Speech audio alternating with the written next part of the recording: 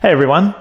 Now if you saw the last video, you remember I bought one of these TP-Link power plug smart devices here. Basically a wireless network device that you can control. And it was a bit of an impulse buy at the time, but since then I got a bit carried away and bought a few more of these, and I also bought one of the TP-Link bulbs that they have. So that's a smart bulb. I hate that term smart because it's not smart. It's just a controllable through the network device there. But today I went and bought some of these, not TP-Link, I bought one of these LIFX, whatever, GU10 bulbs, because that's what most of the house uses, and I am getting carried away. So what I'll do today is have a quick look at how you set these up and how I'm actually going to go about setting up a few things around the house. I've already got one set up in the kitchen here, so I can, change color and brightness and that sort of thing.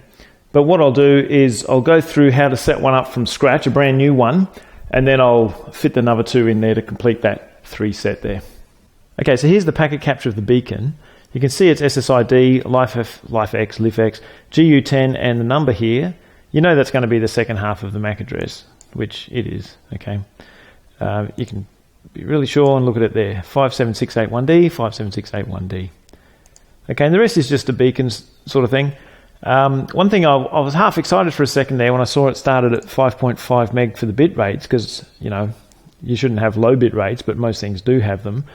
But the 1 and 2 meg rates were still here. They were just further up in the list here, which is out of order, which I've never really seen before. But anyway, that's that. Chinese country code. The TP-Link ones had a UK country code. But anyway, that's the beacon that broadcasts its network, which no doubt the app will connect to set it up, probably the same like the TP-Link one was. Okay, now I'm doing a packet capture of that bulb, and I'll use the app that you're supposed to use to set it up and see how it goes. Now first, before I got to this screen, it asked me to make an account, but all I did was gave it any old stupid email address and just said next, so it didn't really seem to matter. So anyway, I will add a device, new device, scan away. Okay, so it's found that device, okay, which is a network essentially. So I'll click on that and go through, and it wants my to connect to my network details. And again, this is an open network that it's sending that over, so it'll be interesting to see what happens in the packet capture. Now I'll save you the wait here because this doesn't actually go further than this. So update the device, I'm just going to press skip. At the moment it's on a guest network that does have internet access, but it's not going to soon. Okay, now I've just put it on my network here and I'm controlling it from OpenHAB, which I'm still trying to figure out myself. I only just started playing around with that, but it gives me control of it without having to use the app, so that's what I'm using at the moment. Okay, now since I accidentally gave that internet access when I was setting it up when I wasn't going to, I'll do that capture again on the third bulb, and this time for sure have the guest network that it joins blocked. Certainly bigger than the standard bulbs there. Obviously got the same connection, but there's a bit more to them. Okay, now I've already done a packet capture of the previous device, so this one I'll just go through what it looks like on the app when you don't have the bulb with internet connectivity. So here it is, it's found it, obviously through its open network that it broadcasts. And same thing, set up the details for my network, and that's about where this ends. Okay, that's going to whinge and cry, it's not going to get anywhere. But that doesn't matter because the light's on my network now, and I'll take it from here. Okay, the way I'm going to control them is with OpenHAB.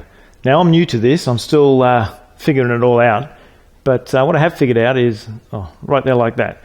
It does a scan and finds it when it's on the network for the bindings that I've set up, and I've set one up for this LIFX, so there it is, so I will add that. Okay, I'll add it as a thing.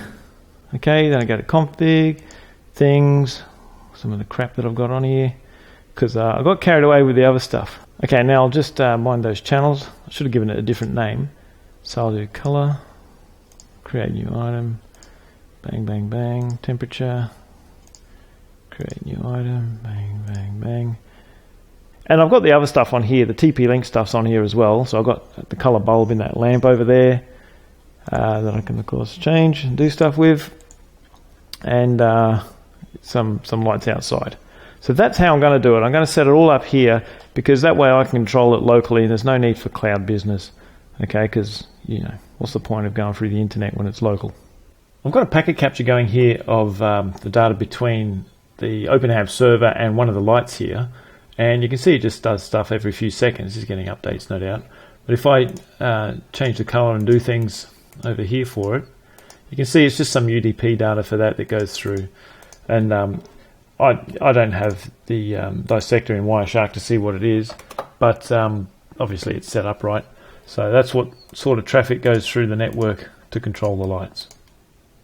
This graph shows the amount of wireless clients on my network over the last month, and you can see for the most part I had about 8, roughly, give or take. But since that Friday night, I've got a few devices here, and then over the weekend I got more and got just dead set carried away. It's up in the mid-40s now, but luckily I've got a network that can handle it. If I have a look at the spectrum, because it's all in 2.4 gig for those lights and things, you can see the two APs there I've got on channel 6 and 11. But although there's plenty of signal there and you can see there's clients on it, they're not actually throwing massive amounts of data around. So it works quite fine. Okay, it's night time and I've got the lights set to purple, which lights the place up purple, which is pretty expected. What was unexpected was I've acquired a few more of these. So I'm going to put a few more of these in the house here and just go all out. So to install them, it was just a matter of taking the old LED ones out, which wasn't that hard. Just take them out, swap them over from the bracket there, put the new one in, which, as I said, is a bit bigger, but it doesn't matter. It just goes up into the roof there. Tighten up little screws so it doesn't move. And put it back into the socket. And that's it. That's all there is to it. I put a few plain bulbs on the outside of the house as well, just since I was doing this thing. I figured, why not? Okay, I'll leave that there. As you can see, I've just got some control over the items in the house. There's no automation yet, but that's going to be the next step, obviously. So for now, I can, of course, control all the lights and some of the power switches that I want to. But in the future, there'll be rules like, for instance, if I walk out into the kitchen in the middle of the night and the motion sensors tell the alarm that I'm in the kitchen, maybe turn on the kitchen lights a soft red or something so I can just grab a drink without getting blinded. Things like that. So I'll come up with something, and in the future, we'll see how this home gets automated. Anyway, until then, take it easy. Place up pretty purple as expected, but what... Fuck.